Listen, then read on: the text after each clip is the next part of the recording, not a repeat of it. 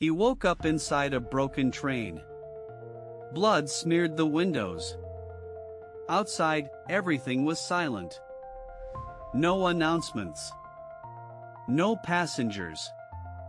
Just dust and shadows. His head hurt.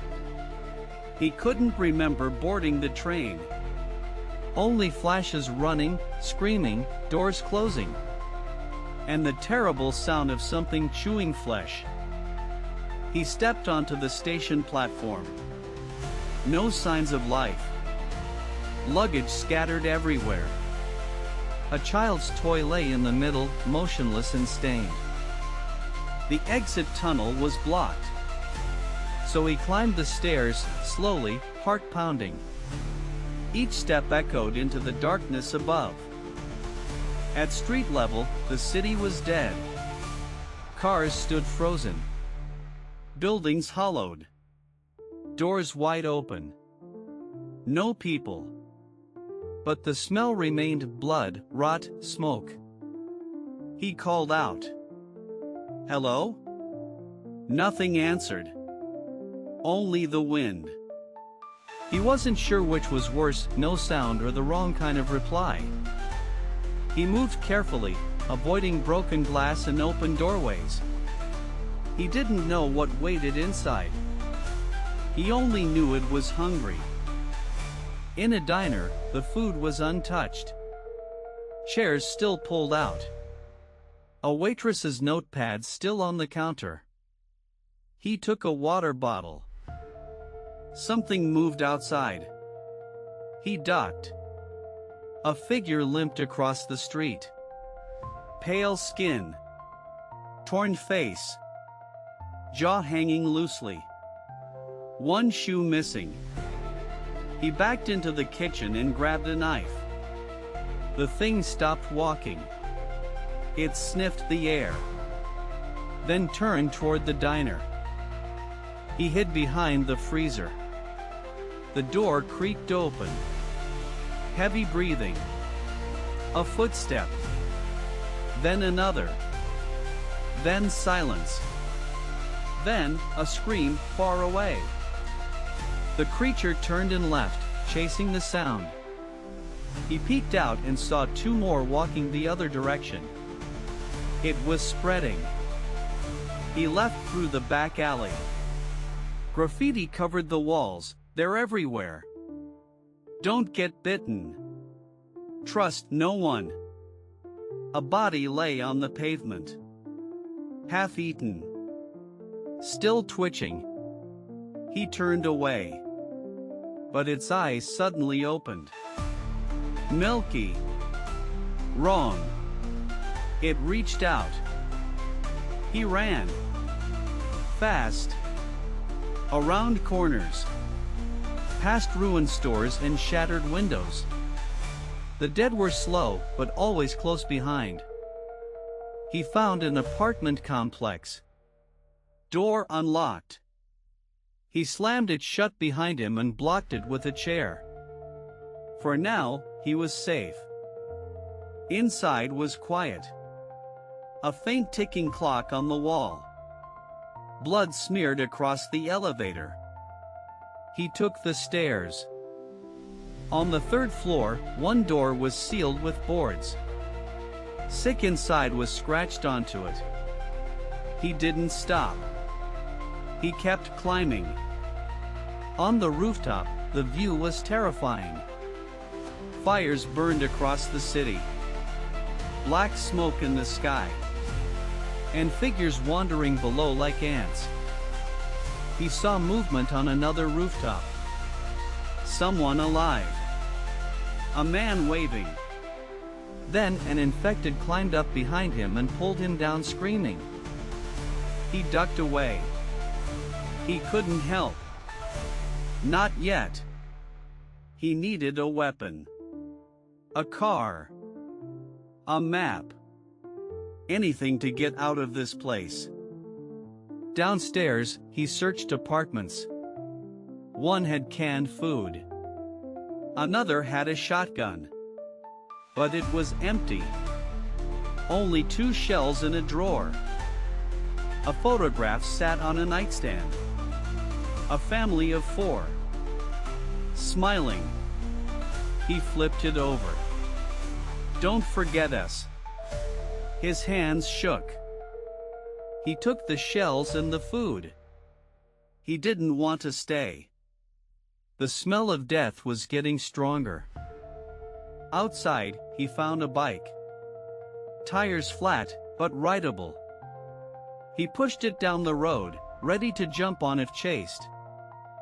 He passed a school. Windows shattered. Blood handprints on the doors. A sign read, "We tried to save the kids." A voice came from inside. "Help! Faint. Real." He hesitated. Could be bait. Could be someone like him. Or something worse. He entered carefully. The halls were dark. Lockers dented. Classroom doors broken. A light flickered at the end of the hallway. He stepped over backpacks and spilled crayons. Inside the science lab, a boy huddled behind a desk, clutching a bat. The boy was maybe 10. Dirty, scared, breathing hard. "Are you one of them?" the boy asked. He shook his head. "No." They left together. The boy said his name was Eli. His parents never came back. He'd been hiding for 2 days. They reached the edge of town. Beyond it, trees swayed gently. Somewhere in those woods, there might be safety. Or worse. Behind them, the dead howled. More now. As if they knew something was leaving. As if they were hungry for it. He looked down at Eli. "We run together. No stopping. Don't look back." The boy nodded, eyes wide. They sprinted into the forest. Branches whipped his face as they ran.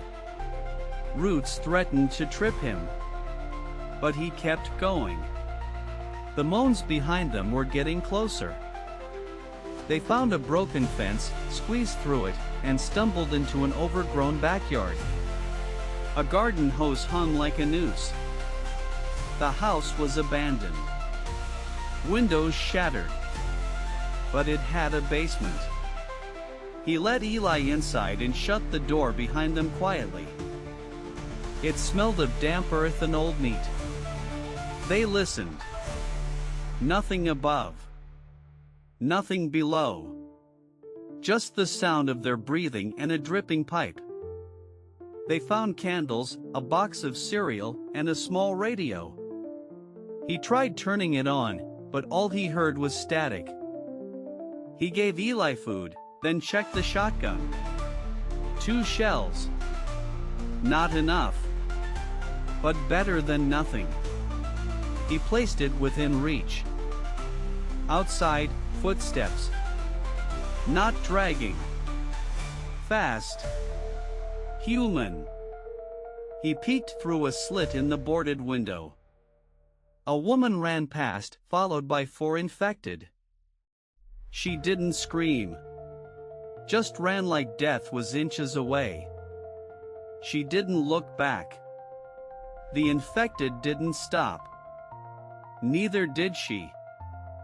He considered helping, but the boy came first. He whispered, "Don't move. Stay silent." Eli nodded, clutching the bat tighter. Hours passed. Night fell. The infected slowed after dark, but never stopped. Like they didn't need sleep. Only the hunt. He dreamed of his sister, lost in the outbreak. Her voice said, "You can still save someone. Don't make the same mistake." He woke up to noise, metal scraping upstairs. A door creaked. Then, silence. He pointed the shotgun upward, finger ready. But it was the woman. Alive. Bleeding. She had broken in. "You got a kid with you?" she asked, panting. He nodded. She slumped against the wall. "They almost had me. But I ran. Always run. That's the rule." He asked her name. "Mara," she said. "Used to be a nurse." She smiled faintly. "Now I'm just fast and tired." She cleaned her wounds with vodka.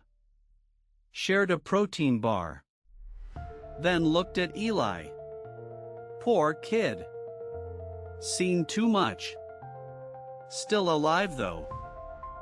The radio crackled suddenly. A voice, "Evacuation point. South Highway, before sundown, bring nothing infected," then silence again. He looked at Mara. "That's 3 miles. She nodded. "We can make it. But only if we move before sunrise." At dawn, they packed everything. Eli rode on his back. Mara walked ahead, scanning every corner. The city grew louder with groans. The highway was a mess. Burned cars. Torn clothes. Bones. They moved between wrecks. Mara pointed ahead, "That overpass. That's where they said." A flare lit the sky. Red and sharp. Then gunfire. Screams. And more groans. Too many groans. The infected had found it too. Mara cursed. "We're late." They ran. He carried Eli and fired once. Boom, one infected fell. He saved the last shell. Ahead, soldiers fired from trucks. "Run," someone shouted. He ran. Mara beside him. Eli holding tight. They were so close. Mara tripped. Screamed. He turned. She shouted, "Go!" A dozen infected piled on her. He hesitated. 1 second too long. A soldier grabbed him. Pulled him inside the gate. "You made it," the soldier said. He shook his head. She didn't. The gate slammed shut. Behind it, the infected clawed and howled. Inside was light. Clean floors. Masks. Guns. Hope. They scanned him. Scanned Eli. "No bites?" "None," he said. "We checked." The medic nodded. "He's safe. You both are. For now." That night, Eli cried quietly in his arms. He said nothing. Just stared at the gate. Waiting. Watching. Remembering. He had survived. Again.